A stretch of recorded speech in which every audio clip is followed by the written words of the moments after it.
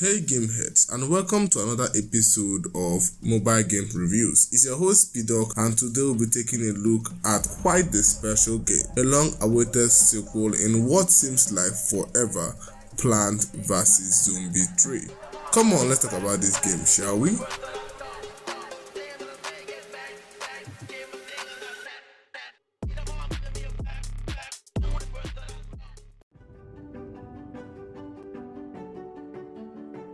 Plants vs Zombies is a long overdue third installment to the very popular strategy game by EA. As one of the games that sparked my interest into mobile gaming, watching my mom play Plants vs Zombies 2 on her mobile phone more than a decade ago. So it has quite a special spot in my heart, which makes me quite excited when I first saw that it was kind of anonymously getting launched.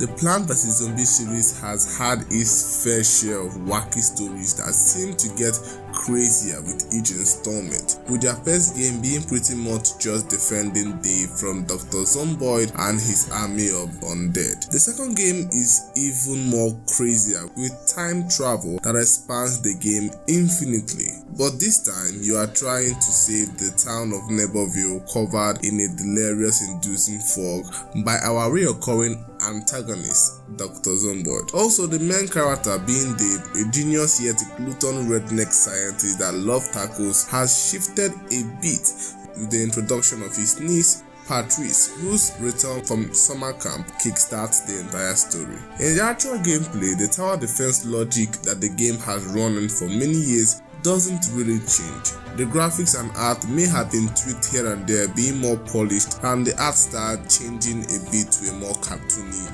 variant. But the core mechanics of this series is still very much untouched. You plant special types of plants, each with different and powerful abilities, as you fight against periodically produced waves of zombies from Dr. Zomboid.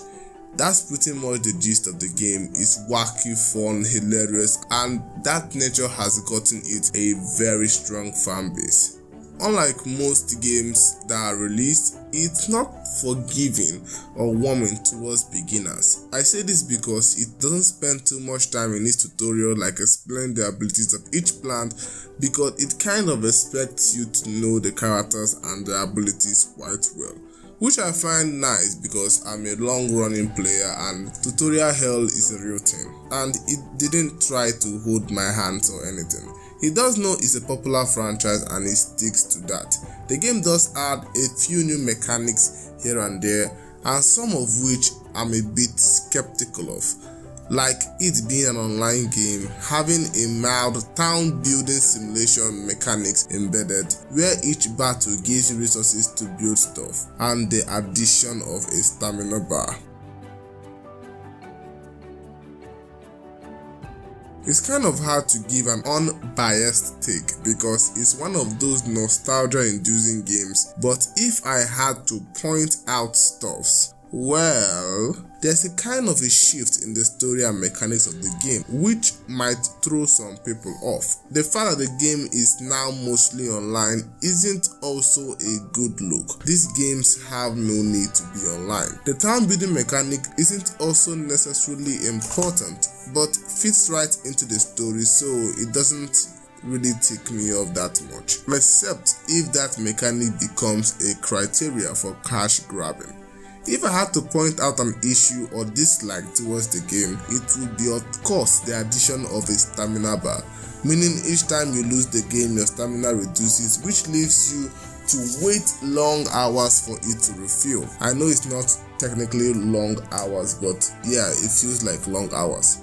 The Plants vs Zombies series is known to get progressively harder, and nothing is more painful than losing a game just before the end of the wave, laying out your newly planned strategy to confront the next wave only to be paused due to stamina deficit. It's just annoying. So in the end, would I still play it?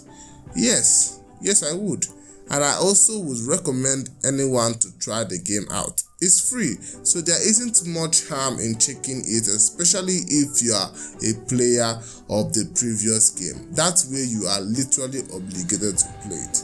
Plus, during my first 20 minutes playtime, I didn't really get any persuasion for microtransaction. It may just be edging me in, but the story is very engaging and interesting. Patrice seems to be quite a good addition as well, and I can't wait to see the new plants and their abilities. So yeah, I would give it a solid 9 out of 10 astronauts.